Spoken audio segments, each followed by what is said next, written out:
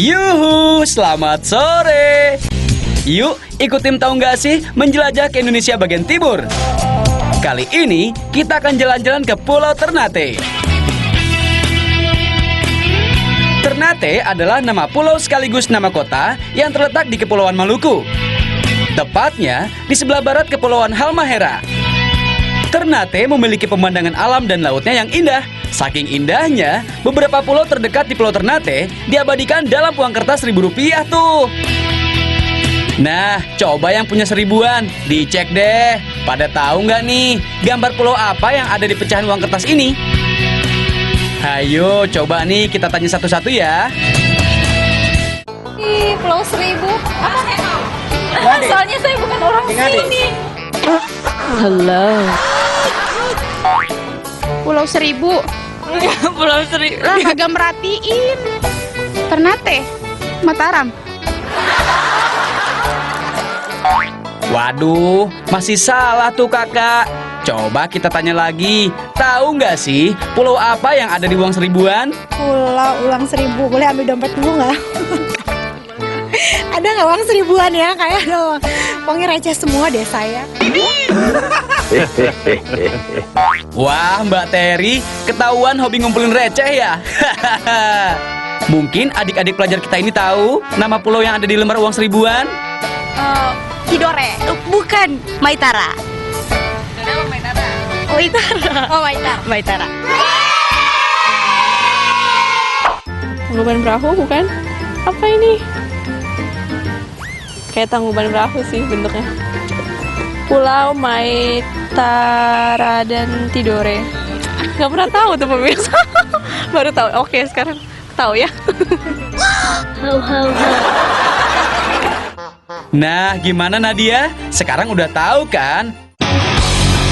Pulau yang ada di pecahan uang seribu adalah Pulau Maitara dan Pulau Tidore. Kedua gugusan pulau ini berada di Provinsi Maluku Utara. Untuk mencapai pulau ini, kita harus menyeberang dengan speedboat ini, guys. Pulau Maitara sendiri terdiri dari dua desa, yaitu Maitara Utara dan Maitara Selatan. Pulau Maitara dikelilingi pantai bersih berpasir putih. Ombaknya pun sedang, jadi cocok buat yang hobi berenang tuh. Airnya biru bersih tanpa sampah plastik, karena belum ada pencemaran. Orang-orang Maluku Utara punya istilah khusus untuk Pulau Maitara ini, yaitu torang lihat saja, torang susanang, yang artinya kami lihat saja, kami sudah senang. Keindahan Pulau Maitara memang bisa membuat senang yang melihatnya, guys. Nah, pasti pada penasaran kan kenapa dipilih kedua pulau ini? Nah, waktu itu disetujui untuk pecahan 1000 adalah pahlawan nasional dari Ambon, Kapitan Patimura. Nah, untuk bagian belakang uang, umumnya itu sesuatu yang berkaitan dengan gambar utamanya, Mbak. Karena kebetulan depannya adalah Kapitan Patimura, tidak harus pemandangan alam. Tetapi kebetulan waktu itu kami dari tim desain mengusulkan dan disetujui bahwa untuk gambar belakang adalah Pulau Maitara dan Tidore ya, yang ada di daerah Maluku sebagai daerah asal dari Kapitan Patimura. Kita bahas sedikit tentang proses pencetakan uang ini yuk, guys. Sebelum dicetak, usulan desain ini harus mendapat persetujuan dari Rapat Dewan Gubernur Bank Indonesia. Kalau udah disetujui, baru deh uang akan dicetak di lembaran kertas yang ini. Kertas yang digunakan adalah kertas khusus yang 100% terbuat dari kapas. Dalam satu lembar kertas uang ini bisa untuk mencetak sekitar 45-50 lembar uang. Ada juga watermarknya atau tanda air transparan bergambar pahlawan dan benang pengamannya loh. Keduanya berfungsi untuk menghindari pemalsuan uang, guys. Sekarang kita mau icip-icip kuliner khas Ternate nih. Masih ingat sama kuliner yang satu ini kan, guys? Itu tuh yang pernah dibahas di episode sebelumnya. Yap, papeda. Sama seperti di Ambon dan Papua, di Ternate juga ada papeda loh.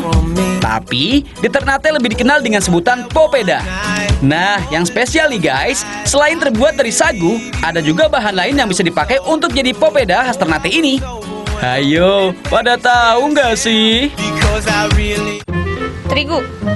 Terigu sagu, combro. Inian.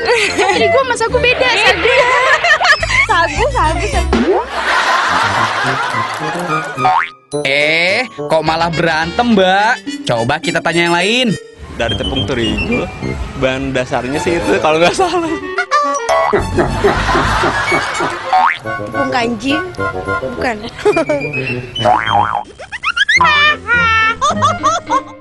Apa tepung tapioka ya?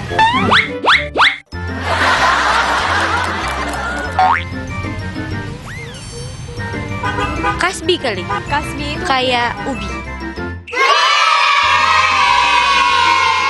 Hore! Bener banget, Baby dan Monik. Selain dari sagu, popeda di Ternate juga bisa dibuat dari ubi kayu atau singkong. Atau dalam bahasa daerah Maluku disebut juga dengan kasbi. Kasbi atau singkong ini lebih banyak disukai karena tidak beraroma seperti sagu, guys. Jadi popeda ini berasal dari sagu. Kemudian pertumbuhan penduduk semakin banyak, sementara sagu semakin berkurang. Orang membuat lagi mencari solusi satu jenis makanan yang bisa sama dengan popeda. Maka dicari dan itu dapatnya dari ubi, ubi kayu ya. Nih, kita tanya para penikmat popeda sagu ini yuk. Mbak, tadi kan habis makan popeda. Enak. Biasanya dimasakin dengan apa aja sih? Biasanya pakai kuah, terus ada sayur ini namanya sayur lilin, sama sayur garu di sini. Iya, pakai ikan juga. Pisang, sagu. Kalau yang dari sagu itu rasa kasar gitu, mungkin cara pembuatannya gitu. Ada aromanya, ada bedanya? Ada dikit. Yang sagu itu aromanya gimana ya? Baunya itu ada bau gitu, bau amis gitu. Kalau ini enggak. Jadi lebih enak yang mana? Kalau aku enak yang ini, mungkin terbiasa dengan yang ini gitu. Begini nih, cara bikin papeda dari singkong. Pertama, tepung singkong dicairkan dengan cara mencampurnya dengan air dingin, guys. Baru dimatangkan dengan cara menuang air mendidih perlahan agar papeda matang merata. Papeda biasa dihidangkan bersama dengan ikan kuah kuning, pisang rebus, dan makanan tradisional khas Ternate lainnya. Kita balik sebentar membahas soal sejarah Maluku Utara nih, guys. Di Maluku Utara terdapat 4 kesultanan. Salah satunya adalah Kesultanan Ternate. Kesultanan ini sudah ada di Maluku Utara sejak tahun 1257. Tapi ketika itu belum bernama Ternate. Tahu nggak sih nama pertama Kesultanan Ternate ini? Samudra Pasir ini di Sumatera.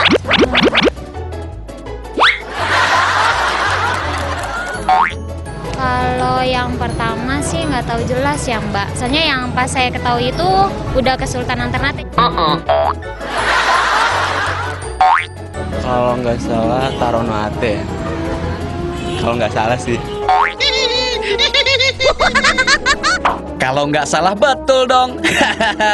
Tapi jawabannya masih salah tuh. Ayo warga Ternate, masa nggak ada yang tahu sih nama pertama Kesultanan Ternate? Tidore, bukan. Apa sih? Tesa? Iya, Tidore. Apa sih? Kasih tahu. Itu lupa.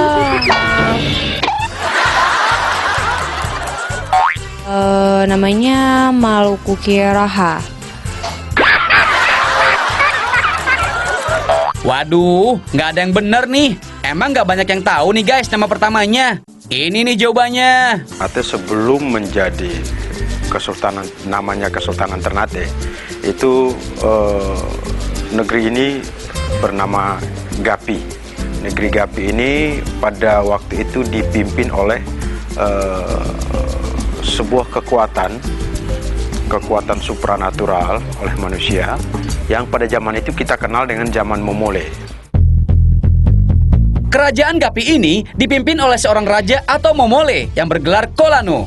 Kemudian pada tahun 1205